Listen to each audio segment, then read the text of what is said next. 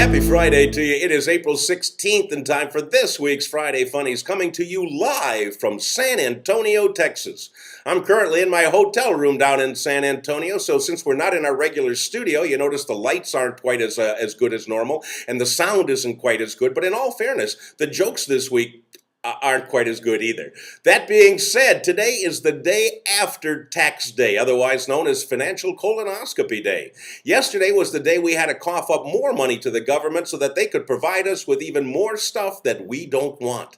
It's the American way. Yesterday was also one of the many deadlines you will hear about for filling out and returning your U.S. Census form. You notice that when you look at the census form, right on the envelope, it says that you are required by law to fill out and return the form. And that's fine. I like to stay within the law. But the government didn't send me one census form. They didn't send me two. They sent me 4 census forms to the same address. And I am required by law to fill them all out. Fortunately, it didn't say that I was required to be honest on all of them. So on the first form, I filled out the correct information. On the second form, I listed myself as a Samoan currently living in jail. On the third one, I'm a Hmong and albino. And on the fourth form, I put names in all 12 slots of the people supposedly living with me. It's great retributional fun on the government. And if you'd like to get even with somebody this week, hey, all you have to do is send them this week's Friday Funnies. That being said, here are the top stories in the news. You know, I worry about a lot of stuff, probably more than I should. I worry about getting audited. I worry about eating tainted monkey meat and getting Ebola virus. And I worry about how many times I get up in the middle of the night to go to the bathroom. Well, now there's a new worry to throw into the mix. This week, researchers in the United Kingdom and Israel have figured out that if you turn on a light when you use the toilet at night, it causes cancer. Yeah, they studied lab mice who apparently have the same bathroom issues as I do, and I guess they watched them in the middle of the night when they went to the bathroom. They turned a light on, and I'll be darned if the mice didn't get cancer. So I don't know how factual this finding is, but just to be on the safe side, it's lights out for me from now on. I am not turning on a single light when I get up in the middle of the night to use the bathroom. And just to make sure I don't miss the target, so to speak, I'm going to pee in the shower. But don't tell anybody. All right, in Chicago, dead people vote, but in Tennessee, they get elected. This week in the town of Tracy City, Tennessee, they held an election for mayor, and Carl Robin Geary was elected as mayor even though he died several weeks ago.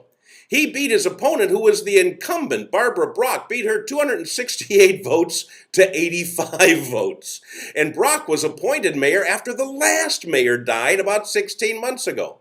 She thought she was doing a good job, but apparently the people in Tracy City would rather have a dead guy. So now the city council has to appoint another mayor, and they're currently combing the obituaries looking for candidates.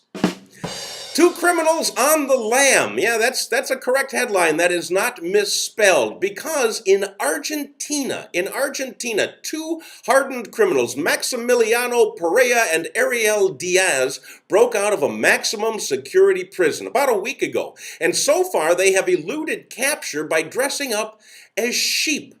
They covered themselves with full head-to-toe sheepskins, even put on sheep heads over their own, and they hide amongst flocks on different farms. They get down on all fours, and people just think that they're sheep too. And they haven't been caught yet, but Argentinian authorities are saying that they're getting very close. According to them, we've been following a trail of empty Woolite bottles, and we know they can't be far behind. Finally, this week, things are different down south. I think we'll all agree to that. In Rock Hill, South Carolina, for instance, 2 guests at a motel had an argument apparently over how loud the music was. Tony Smith was in his room apparently blasting his music too loud. The guy next door came over and complained. So what did Tony do? He smacked this guy in the face with a 4-foot python. I don't know where he got the snake. He must travel with it, but he just grabbed it and smacked the guy in the face with the python's head. And Mr. Smith is currently in jail charged with assault. The victim is okay, but the poor python is thinking, what the hell was that all about? That's all I have for you this week from beautiful San Antonio. We'll be back with you next week. Same Funnies time, same Funnies channel. See you then. And don't smack anybody with a python.